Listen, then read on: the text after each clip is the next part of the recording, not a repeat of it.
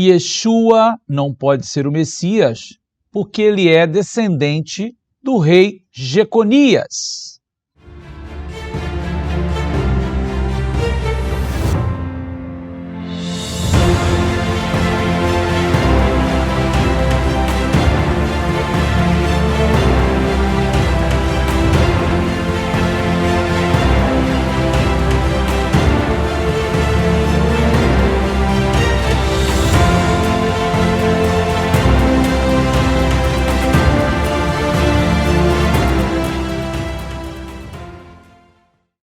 Shalom, shalom, queridos Haverim.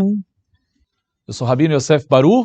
Estamos aqui de volta com a série de vídeos refutando os argumentos contrários a Yeshua não ser o Messias. E esse é o 8º argumento que é muito utilizado para atacar Yeshua, para depreciar Yeshua e querer dizer que ele não é o Messias de Israel porque ele é descendente do rei Jeconias. E hoje, mais uma vez, com a graça de Hashem, Bezrat Hashem, nós vamos estar refutando esse argumento.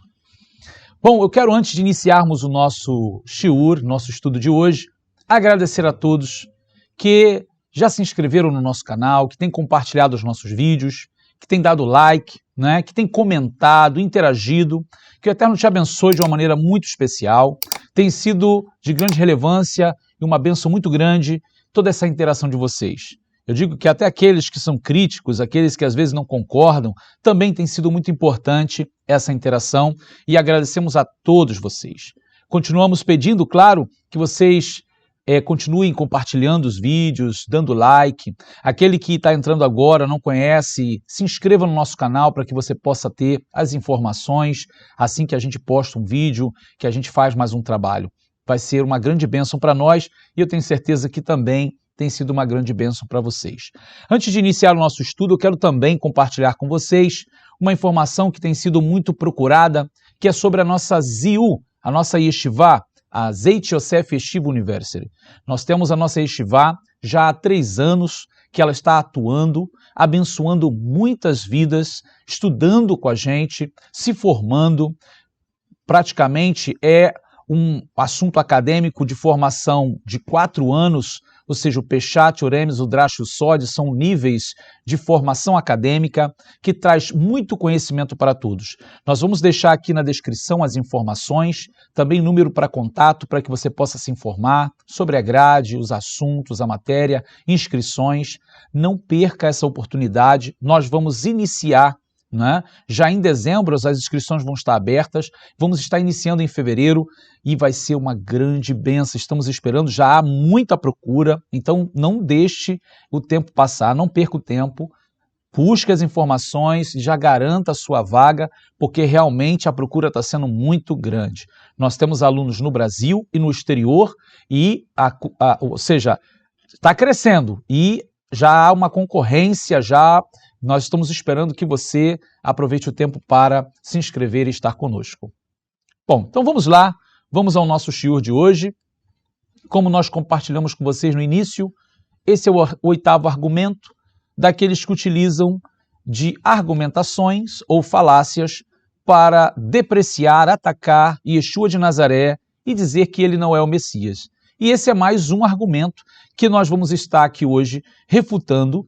E veja, que argumento? Yeshua lo yachol liyot HaMashiach ki hu tzetzeo shel Yechoniyahu HaMelech. Yeshua não pode ser o Messias porque ele é descendente do rei Jeconias. Você conhece o rei Jeconias? Sabe quem foi o rei Jeconias, ou Yechoniyahu? Então, esse rei, ele foi um rei que foi rejeitado por Deus por causa dos seus pecados.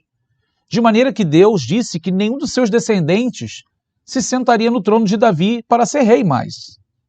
Então, como na Brit Hadashah, no Novo Testamento, na genealogia de Yeshua, aparece Yeshua como descendente do rei Jeconias, muitas pessoas utilizam esse argumento para dizer, tá vendo? Yeshua não pode ser o Messias porque ele é descendente do rei Jeconias. Então eu vou perguntar para você de novo, será que esse argumento se sustenta? Será que isso é viável? Será que eu tenho alguma resposta para refutar isso? Claro que sim, e eu quero te dar esses argumentos hoje. Então vamos caminhar comigo aqui, como sempre fazemos. Nós vamos falar sobre essa maldição colocada sobre Jeconias, né? Ou seja, uma linhagem em que os rabinos contemporâneos no judaísmo moderno, eles vão desqualificar Yeshua como Messias e também vão falar sobre o nascimento virginal, ou seja, da Virgem, e dizem que tudo isso é inválido.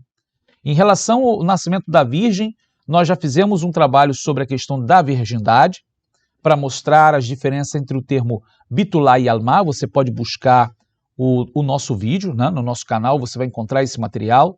Então, pode entrar no nosso canal, explorar bastante os vídeos que já temos de estudos, tá? Sobre a questão de virgindade, se é virgem, se era uma jovem, se era uma donzela, você vai encontrar lá.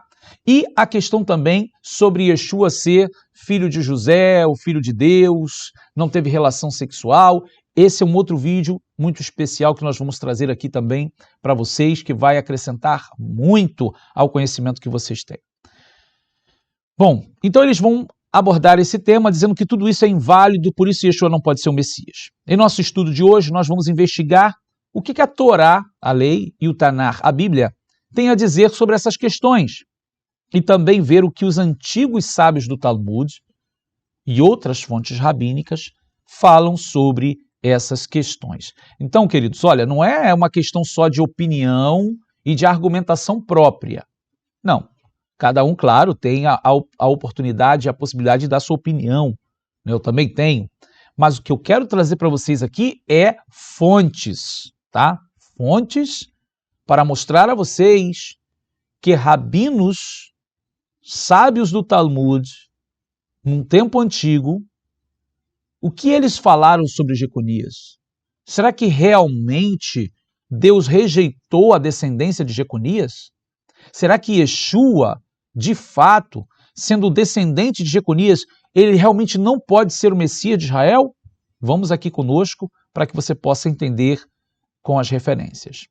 Então a gente caminha, né? A gente continua, e a gente vai chegar aqui no Sefer Irmiyahu Hanavi, o livro do profeta Jeremias, capítulo 22, verso 30. Olha o que está escrito aí. Koamar Adonai, kitivu eta isha ze ariri.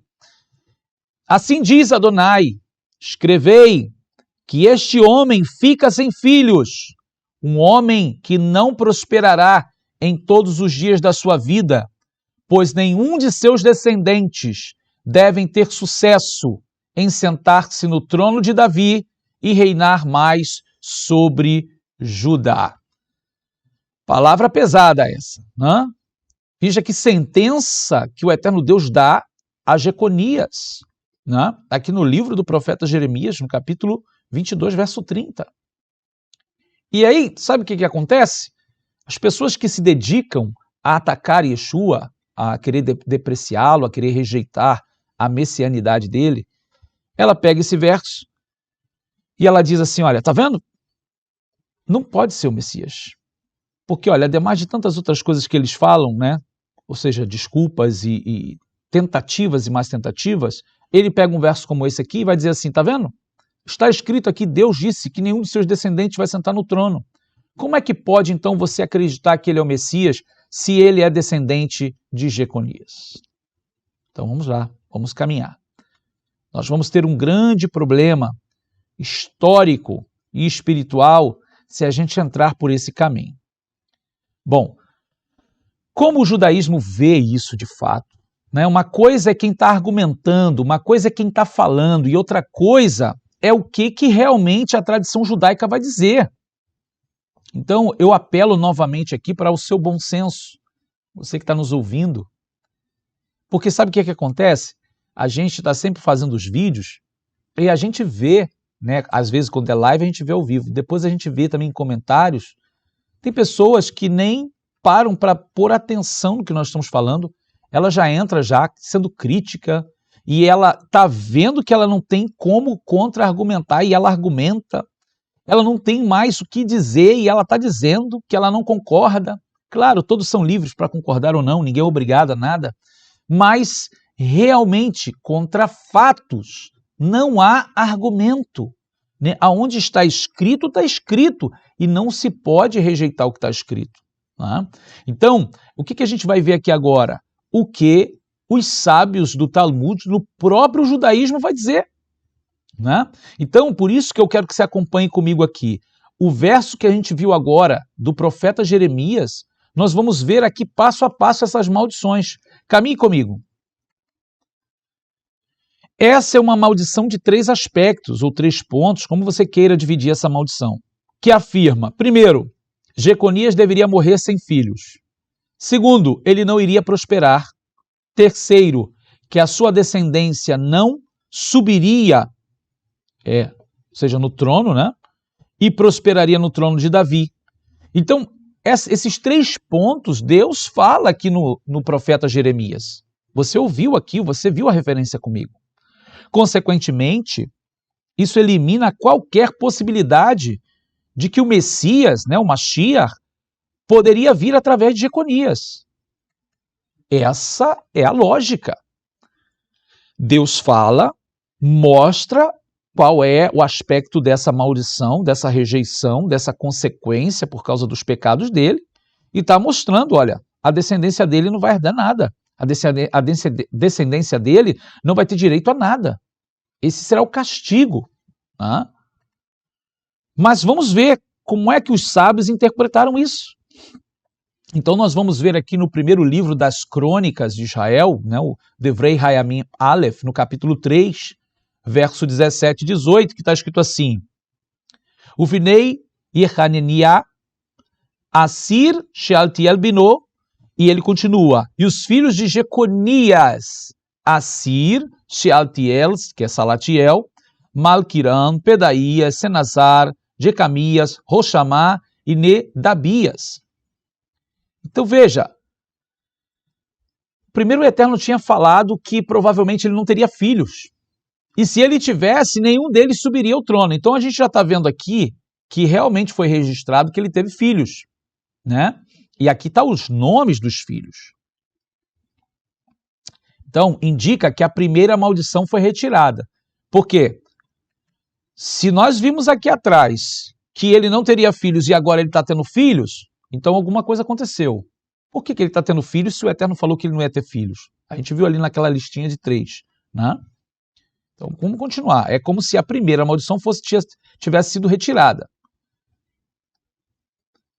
Vamos ao texto que vai dizer, no segundo livro dos reis de Israel, Melachim Bet, 25, versos 27 e 28, onde está escrito: E aconteceu aos 37 anos do cativeiro de Joaquim, o Jeconias, que é um nome alternativo, porque essa é a mesma pessoa. Jehoiakim e Jeconiahu é a mesma pessoa. O rei de Babel libertou Joaquim, rei de Judá, e o pôs fora da prisão. Verso 28 vai dizer: E falou o rei da Babilônia com benevolência e colocou sua mais elevada posição do que os tronos dos reis que estavam com ele em Babel. Então veja o que Evil-Merodach, era o nome do rei da Babilônia nesse tempo, Evil-Merodach, ou Merodach, ele vai ser agradável com Jeconias. Ele vai, né, ou seja, aos 37 anos do cativeiro de Jeconias, ou seja, ele vai pegar Jeconias, vai levar como cativo, porém ele vai ser bondoso com ele, vai ser benévolo com ele. E vai colocar ele lá no palácio dele, com um trono mais elevado do que os outros que estavam lá já presos, no cativeiro. Então o que a gente está vendo aqui? A gente está vendo que Deus disse que ele não ia prosperar. Mas agora ele está prosperando. Parece indicar que a segunda maldição foi retirada. Porque Deus disse que ele não ia prosperar nos seus dias. Por que ele agora está sentando na mesa do rei da Babilônia? Então a gente vai continuar. Nossos antigos sábios, entendendo que isso significa que Joaquim, ou Jeconias, pediu a Deus para perdoá-lo enquanto ele estava na prisão. E Deus mostrou o seu perdão e deu às crianças, ou seja, aos seus descendentes. Como resultado, nosso povo que retornou de Babel, da Babilônia, teve Joaquim designado para ser seu príncipe. Os sábios de antigamente tinha uma expectativa mais ampla. Porque se Elohim, se Deus, anulou as duas primeiras maldições, então talvez ele também retirasse o terceiro para que a esperança do reino messiânico pudesse continuar. Novamente, queridos, eu não estou aqui trazendo uma opinião minha, tá? Eu estou repetindo para vocês o que está escrito no Talmud. E já vou dar a referência e o texto para vocês. Então, assim como primeiro Deus dá a sentença e logo depois a gente vê que essas sentenças vão sendo retiradas, já foram duas retiradas. E aí falta a terceira, que era o quê? Nenhum dos seus descendentes subir ao trono, sentar e prosperar no trono de Davi para ser rei. Então, se Hashem anulou as duas primeiras sentenças, provavelmente ele também faça com a terceira. Então vamos ver aqui a sequência. Esse nome é muito significativo, Zerubabel, ou em português, Zorobabel, aquele que recebeu a incumbência de reconstruir o Beit HaMikdash Sheni, o segundo templo, aquele que Deus deu o prumo na sua mão para voltar a Jerusalém, desde a Babilônia, junto com o sumo sacerdote Yehoshua, e reedificar o Beit HaMikdash Hasheni, que é o segundo templo. Zacarias 4, verso 7, também o 9 ao 10. Como está escrito a respeito de Zorobabel, descendente de Joaquim. Quem és tu, ó grande monte, diante de Zorobabel? Serás uma campina. Ele trará pedra angular com aclamações de graça, graça a ela. As mãos de Zorobabel têm lançado os alicerces desta casa. As suas mãos também a terminará. Porque quem despreza o dia das pequenas coisas se alegrarão, vendo o prumo na mão de Zorobabel.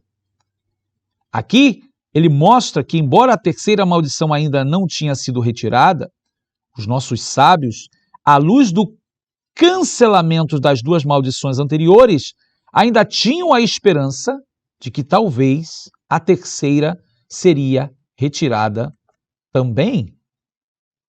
Espero que você esteja acompanhando como isso aqui é o pensamento dos sábios daquele período, certo?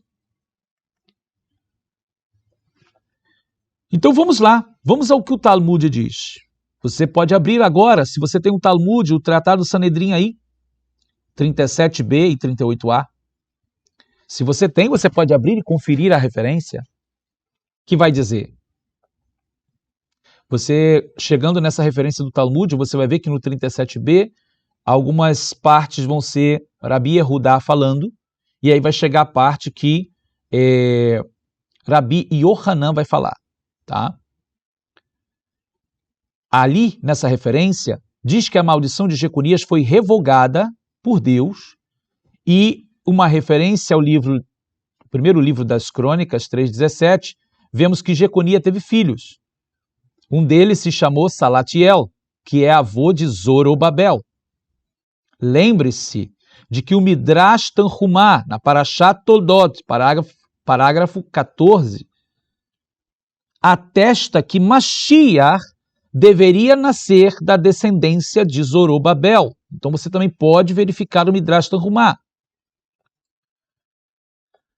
E aqui nós temos o texto do Talmud, que faz referência ao 1 Crônicas 3, 17 e 18.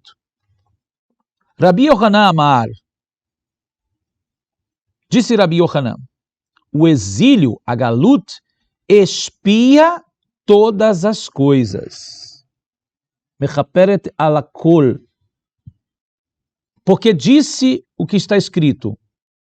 Assim disse Adonai, escreva o que sucederá a este homem, Jeconias, privado de descendência, homem a quem nada de próspero sucederá em todos os dias da sua vida, porque ninguém de sua descendência se sentará no trono de Davi, nem reinará sobre Judá, como está escrito lá em Jeremias 22:30. Depois do exílio do rei, se diz, e os filhos de Jeconias, Assir, Salatiel e sucessivamente. Chamaram-no Salatiel, porque Deus pediu, Sha'al em hebraico, a suspensão do juramento. E aí você pode conferir aí, Tratado Sanedrim 37b e 38a. Através do exílio, a maldição de Jeconias foi suspendida, não procedendo, portanto, a alegação de rabinos mais modernos em suas críticas. Então, o que nós temos aqui, antes de irmos para a nossa conclusão?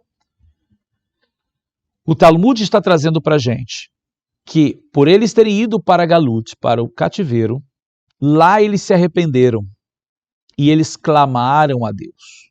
Então, quando o rei Jeconias teve filhos, Deus está retirando a sua maldição, porque eles se arrependeram e começaram a clamar a Deus.